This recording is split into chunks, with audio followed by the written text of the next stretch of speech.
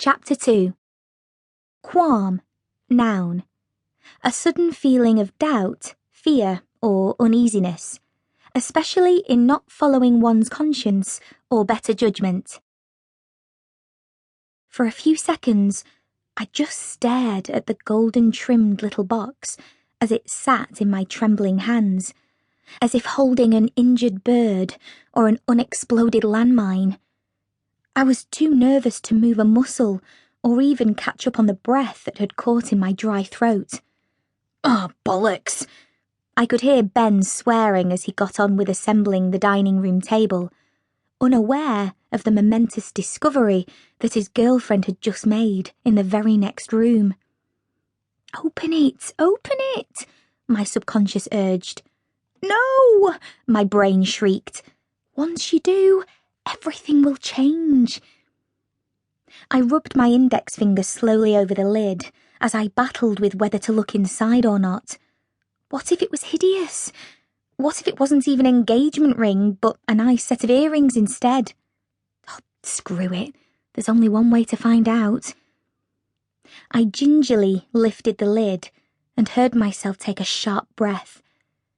The sunlight streaming through the bedroom windows caught the diamond that was proudly set on a simple but elegant platinum band, forcing me to blink. It was gorgeous, and it was most definitely an engagement ring. Unanswered questions, thoughts, and emotions suddenly flooded my shocked mind, which is probably why I did what I did next. It was as if I had come out of my body, lost all of my common sense, and had shoved my fingers in my ears singing, "La la la, I'm not listening," to my brain, which was currently having a panic attack.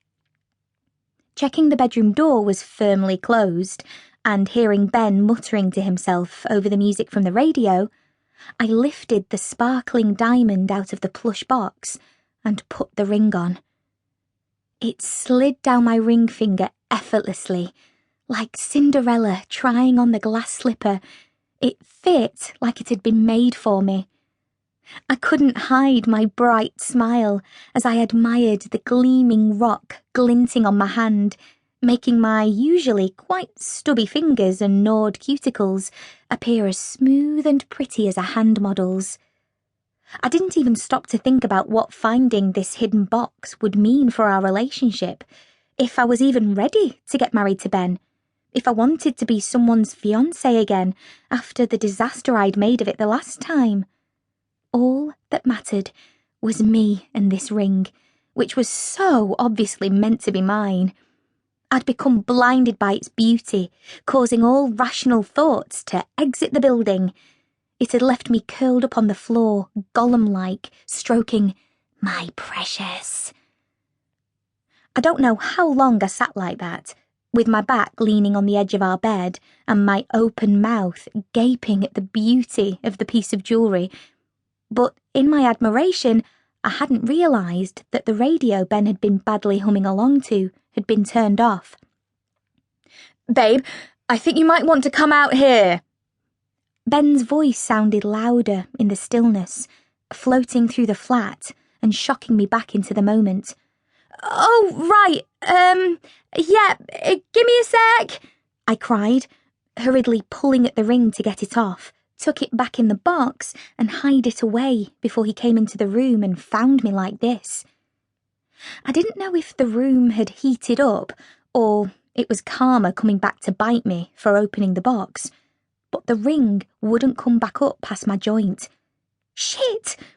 I tugged it, pulled at it, and even spat on my own stubby, stupid finger to prise the thing off, but it remained stubbornly jammed on. "You know we were a little concerned about the table being too big?" Ben asked nervously, right outside the bedroom door. I replied, only half listening.